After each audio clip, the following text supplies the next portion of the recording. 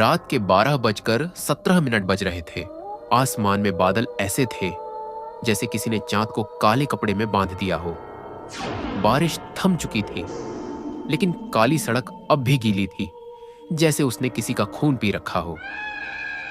राघव अपनी बाइक तेज चलाए जा रहा था। उसकी आंखों में थकान थी और दिल में डर, जिसे वो मानने को तैयार नहीं था। गांव में एक बात मशहूर थी, काली सड़क पर रात में मत जाना, वहां सड़क नहीं सजा चलती है। लेकिन राघव नहीं रुका। अचानक बाइक की हेडलाइट झपकने लगी, फिर पूरी तरह बंद, चारों तरफ अंधेरा, और तभी पीछे से किसी के कदमों की आवाज आई। राघव ने सूखी आवाज में कहा, कौन है? जवाब में एक फुसफुसाहट। उसकी सांस अटक गई। ये आवाज उसे बहुत अच्छी तरह पहचान में आ रही थी। उसके हाथ कांपने लगे। धीरे धीरे कोहरे के बीच से एक औरत उभरी, सफेद साड़ी, कीचड़ से सनी, बाल चेहरे को ढंके हुए, लेकिन उसकी गर्दन असामान्य तरीके से टेढ़ी थी। औरत ने अपना सिर ऊपर उठाया। उसकी आंखें नहीं थीं, सिर्फ काले गहरे गड्ढे जिनसे स्याह पानी टपक रहा था। वो था राघव का मां। राघव ने बोला, मां? उसने कहा, अब मुझे पहचान लिया? 5 साल पहले इसी सड़क पर नशे में उसने अपनी मां को धक्का दे दिया था।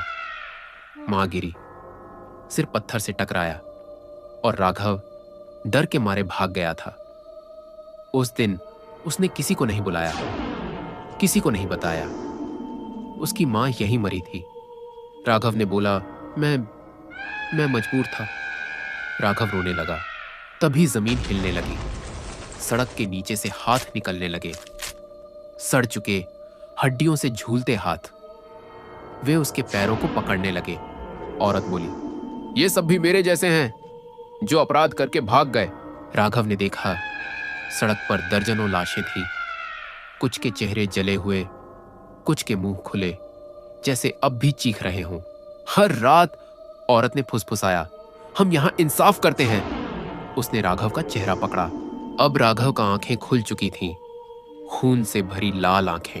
औरत बोली, तूने मुझे अकेला छोड़ा था, अब तुझे भी कोई नहीं बचाएगा। राघव जोर से चीखा, लेकिन उसकी आवाज सड़क ने निगल ली। अचानक सब कुछ शांत हो गया। अगली सुबह कुछ लोगों ने काली सड़क पर एक जली हुई बाइक देखी।